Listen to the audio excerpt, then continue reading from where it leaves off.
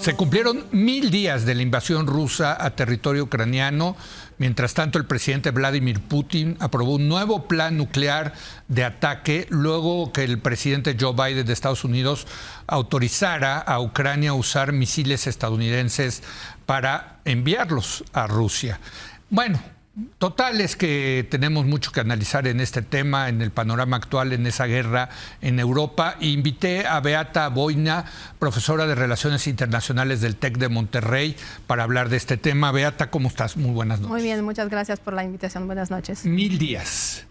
Déjame nada más una pregunta, porque hoy leía una nota y me alarmó mucho. No sé si sea cierta, pero decía que 1 millón de muertos. Se me hizo muchísimo. ¿Cuántos muertos hay? La verdad no es fácil hacer estas evaluaciones. Sí.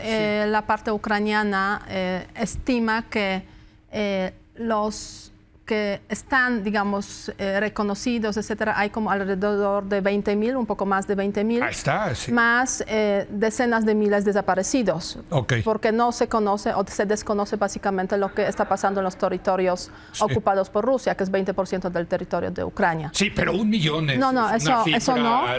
Me pareció desorbitada. Es exagerada. Sí. Cuando hablamos de millones, podemos hablar sobre los desplazados. Efectivamente, 11 millones de desplazados. 12 millones. 11 millones de desplazados. De estos, una gran parte dentro de Ucrania, pero más de 4 o 5 millones fuera de Ucrania.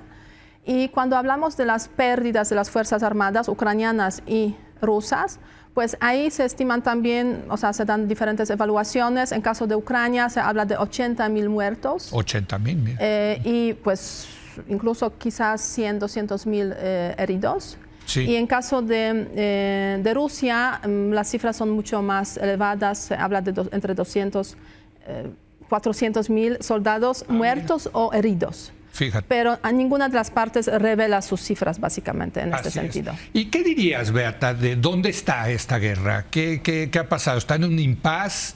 Mira, ¿quién va ganando? Sí. ¿Quién va perdiendo? En fin. Yo diría que está en una fase de transición. Sí. Que surge, seguramente, sobre todo esta fase de transición, a raíz, obviamente, de los resultados de las elecciones en los Estados Unidos. O sea, sí. El futuro presidente Donald Trump ha anunciado ya en numerosas ocasiones de que él va a intentar llevar esta guerra a una negociación y a básicamente cerrar ese conflicto. Entonces, eso ha llevado a ambas partes, tanto Rusia como Ucrania, a buscar una mejora en su posición de negociación. Sí. Y lo que estamos viendo en la práctica, en el terreno, básicamente hoy en día hay dos frentes. Sí. Uno es el frente dentro de Ucrania, que tiene más o menos 2.000 kilómetros, y ahí hay unos ligeros avances de las Fuerzas Armadas rusas. Sí. Y otro frente es el frente que Ucrania abrió en el territorio de Rusia, que es en la zona de Kursk, más o menos 1.000 kilómetros cuadrados que están controlados por las Fuerzas Armadas rusas que quiere recuperar Rusia, Fuerzas Armadas ucranianas que quiere recuperar Rusia. O sea, Ucrania ya está en territorio... Sí, está en el territorio de Rusia, en la zona de Kursk, que es la zona fronteriza, y básicamente pues mantiene esas posiciones. ¿Por qué? Pues porque está preparándose también para negociación, para tener ciertos, digamos, elementos para cambiar, para intercambiar, ¿no? Claro. Ahora bien, hay otro elemento importante. Además sigue Crimea, digamos, en manos rusas. Eso sí, sigue, y ahí no hay, exactamente, en 2014, y ahí básicamente no hay movimientos al respecto. O sea, Rusia sigue dominando este territorio. Hay otro elemento que apareció hace más o menos 3 semanas, hace un mes, en el contexto de la guerra de Rusia de Ucrania, es lo que decidió Rusia involucrar a las Fuerzas Armadas de Corea del Norte, a los soldados norcoreanos, precisamente para recuperar sus territorios que están bajo control de Ucrania. Y eso ha cambiado, yo diría, sustancialmente el equilibrio y la posición también de los aliados, digamos, los aliados de Ucrania respecto a qué puede, qué no puede hacer Ucrania respecto con el armamento que están enviándole a Ucrania los países de la OTAN. A raíz de eso, de esa participación, se habla de más o menos unos 11.000 soldados norcoreanos que están presentes en el territorio de Rusia y están preparándose... Ya están en Rusia. Ya están en Rusia y están preparándose junto con los soldados rusos para hacer una ofensiva contra Ucrania, para recuperar los territorios de Rusia. ¿Qué podríamos decir? Pues se entiende, Rusia perdió sus territorios, quiere recuperarlos. Pero al mismo tiempo eso significa que de alguna forma se extiende ese conflicto más allá de Europa. O sea, porque estamos hablando de un país que está en Asia, Lejano Oriente, península de Corea, con toda la complejidad que tiene esa situación, también para Corea del Sur, también para Japón, para, digamos, países de la región. Entonces, a raíz de eso, hace un par de semanas, el presidente Biden emitió una declaración diciendo que si norcoreanos participan en esa guerra, los Estados Unidos van a dar permiso para que Ucrania pueda usar sus misiles, digamos, los misiles de largo alcance estadounidenses en el territorio ruso. Hasta ahorita no había, digamos, no les habían dado ese permiso. Hasta a los ahora, ucranianos. Ucrania solo podía usar ese tipo, digamos, de armamento en su territorio para defensa, digamos, de su territorio. Pero a partir de este lunes, básicamente, pues hay un cambio.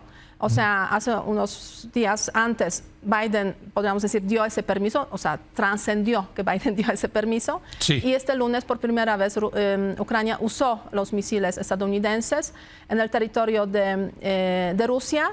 Y hoy también usó los misiles... ¿Qué tanto pueden viajar esos misiles? Son 300 kilómetros. 300 kilómetros. O sea, que sí pueden entrar al territorio ruso. Al territorio ruso, pero no a mucha profundidad. O sea, básicamente si hacemos un, digamos, perímetro de hasta dónde llegan esos misiles, pues llegan, hay una franja, digamos, de Rusia occidental que sí se quedaría afectada, pero no afectaría en ningún caso, podríamos decir, los puntos, las ciudades esenciales para Rusia. No llegan a Moscú, no, ni de lejos, ni de lejos. ¿no? O sea, quedan cientos de kilómetros, digamos, de lo máximo que pueden llegar esos misiles, que son los estadounidenses, y aparte de eso, hoy el Reino Unido también, digamos, dio ese permiso, y a partir de hoy, básicamente, también Ucrania ya lanzó unos misiles británicos en el territorio de Rusia, en la zona de Kursk precisamente. O sea, lo que me estás dando es un panorama de que ha ido escalando, ¿no?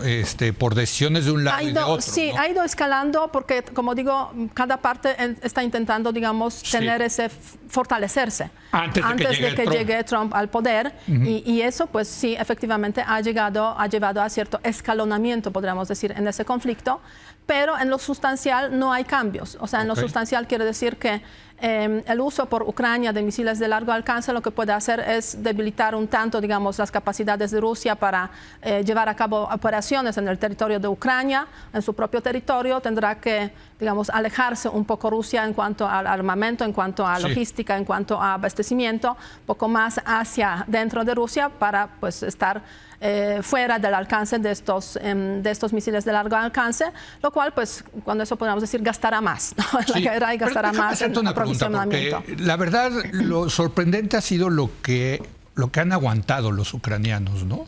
1000 días. O sea, finalmente heroico. Putin, sí, heroico. Yo creo que ese es el adjetivo que hay que ponerle. Porque Putin pensaba que en 2-3 semanas se iba a despachar a los ucranianos, ¿no? Así es, efectivamente. Y ya se cumplieron 1000 días a un costo grandísimo para Ucrania. Bueno, costo humano gigantesco, enorme, sin ninguna duda, pero también costo en infraestructura, costo en desarrollo económico, y costo en general, digamos, en funcionamiento, ¿no? de Ucrania, del país. Y esos sí son costos que son increíble lo de los ucranianos. Difícilmente recuperables a corto plazo, ¿no? Pero la verdad es que sí, es heroico y hay que reconocerlo sin ninguna duda. Todos están impresionados por lo que ha hecho Ucrania defendiendo, digamos, su país, defendiendo su independencia, su territorio.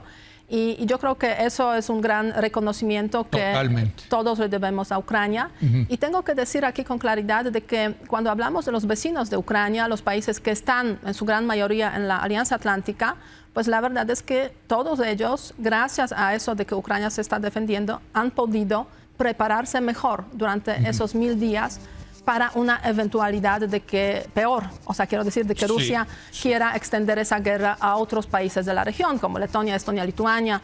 Hablamos de Polonia, hablamos obviamente de Rumanía también, pero también los países escandinavos, ¿no? O sea, Suecia, Finlandia, ambos solicitaron entrada a la Alianza Atlántica.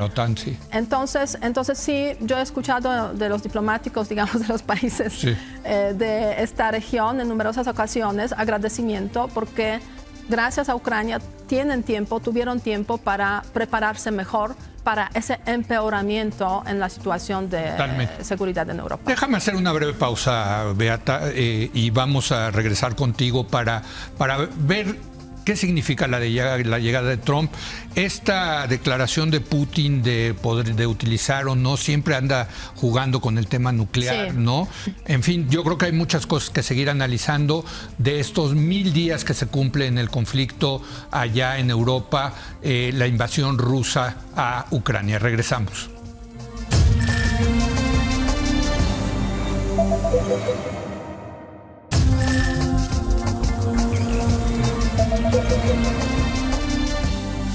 Bueno, estoy teniendo una charla muy interesante con Beata Boina sobre el tema de la guerra allá en Ucrania. Beata, decías, todo va a cambiar, o la percepción es que el 20 de enero, cuando llegue Donald Trump a la presidencia de Estados Unidos, va a haber un cambio. ¿Por qué?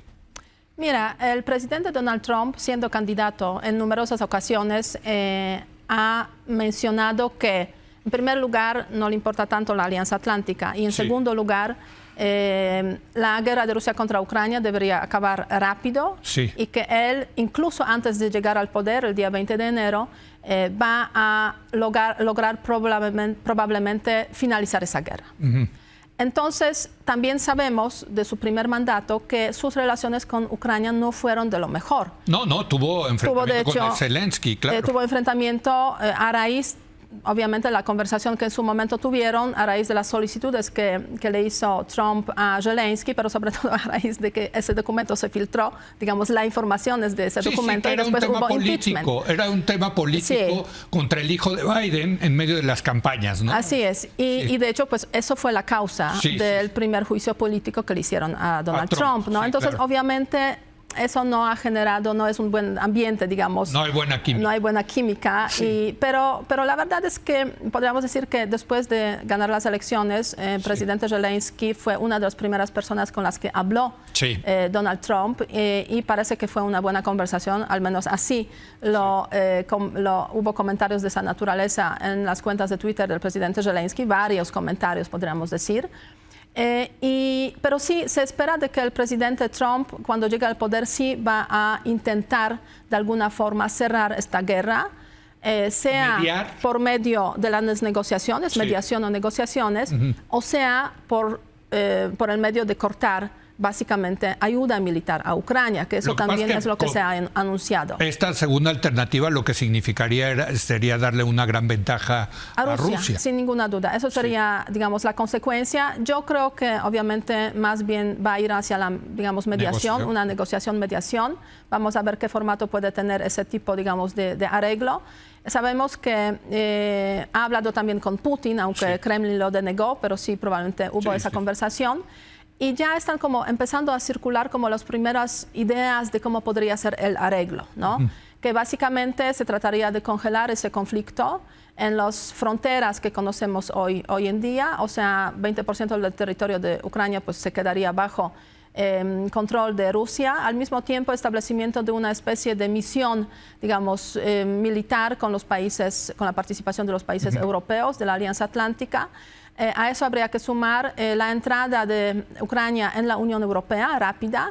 Y la entrada, también se habla de la entrada de Ucrania en la OTAN.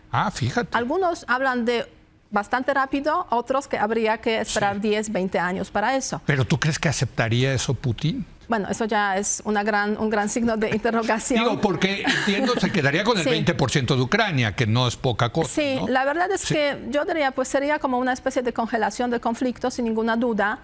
Putin tendría que aceptarlo, pero Ucrania también tiene que aceptarlo, ¿no? Y Zelensky ha dicho que no quiere... Y no lo va a aceptar si no tiene nada a cambio. Quiero decir, la Unión Europea y la OTAN son como obviamente dos grandes anhelos de Ucrania y eso podría ser como una especie de intercambio. Ahora bien, son las ideas que están circulando. Sí, claro, a ver, todos tienen que dar algo, ¿no? Finalmente, para que haya incentivos de los dos lados, ¿no? En eso consiste la negociación, digamos, y un acuerdo, ¿no?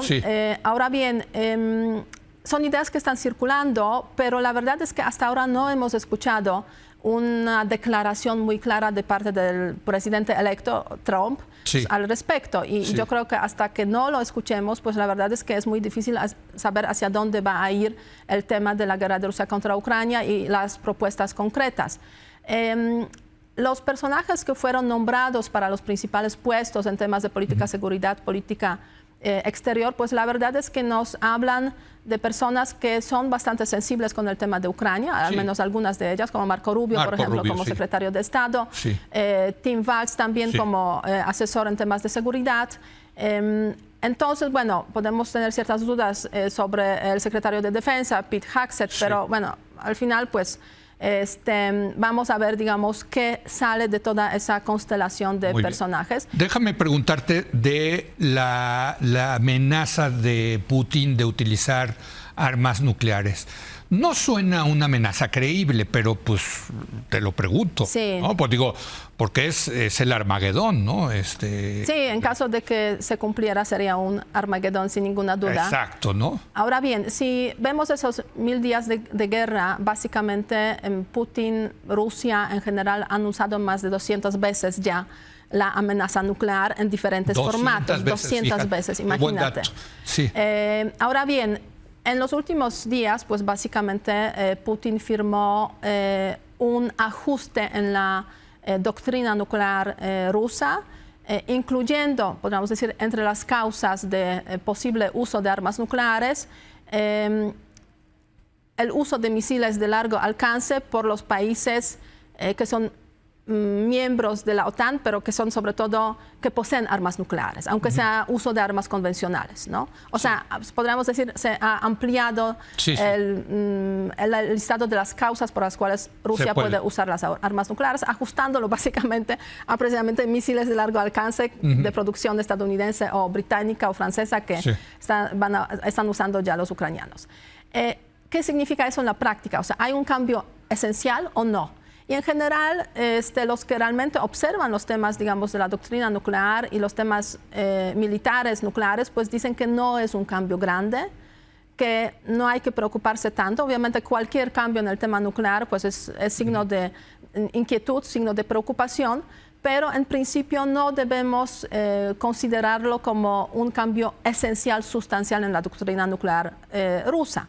Eso es por una parte. Por otra parte, si yo veo, digamos, lo que ha estado pasando en la guerra de Rusia contra Ucrania a lo largo de los últimos 1000 días, pues básicamente todas las amenazas que ha hecho Putin respecto a esas líneas rojas, como lo llaman, no hagan esto, no les den tanques, no les dan F-16, no les dan sistema de defensa antimisil, ninguna de esas amenazas Putin la cumplió. ¿Qué podemos esperar en ese contexto? Porque obviamente no se quedará eso así como que sin nada, ¿no? O sea, va a haber obviamente represalia hacia Ucrania, sin ninguna duda, que de hecho el país se está preparando para pues unos misiles, más bombardeos. El día de hoy las embajadas de varios países estaban cerradas en Kiev precisamente por esa alerta.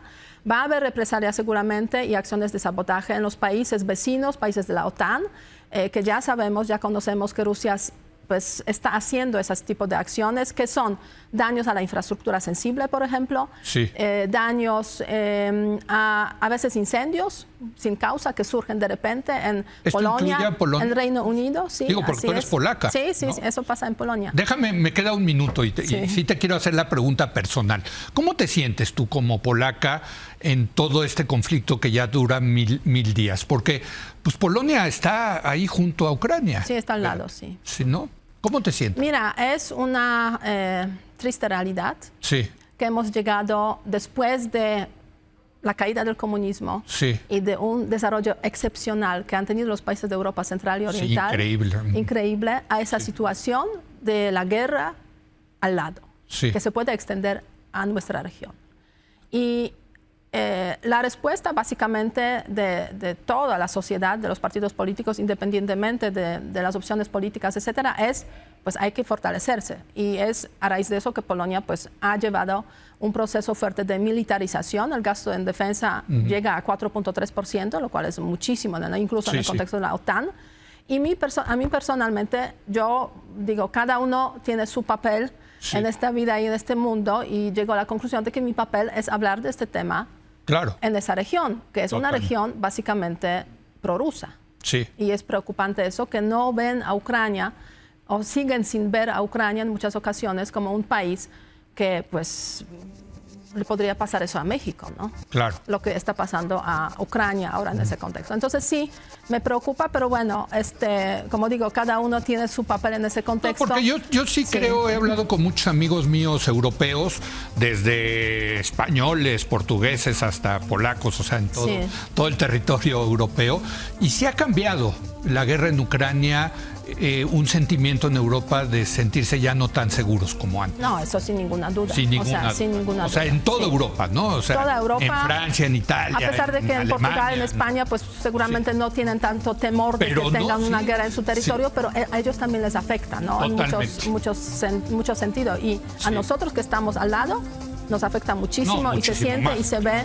Y ojalá. Además yo no sabía de estas irrupciones, digamos, ¿no? Pues ya me tengo que ir.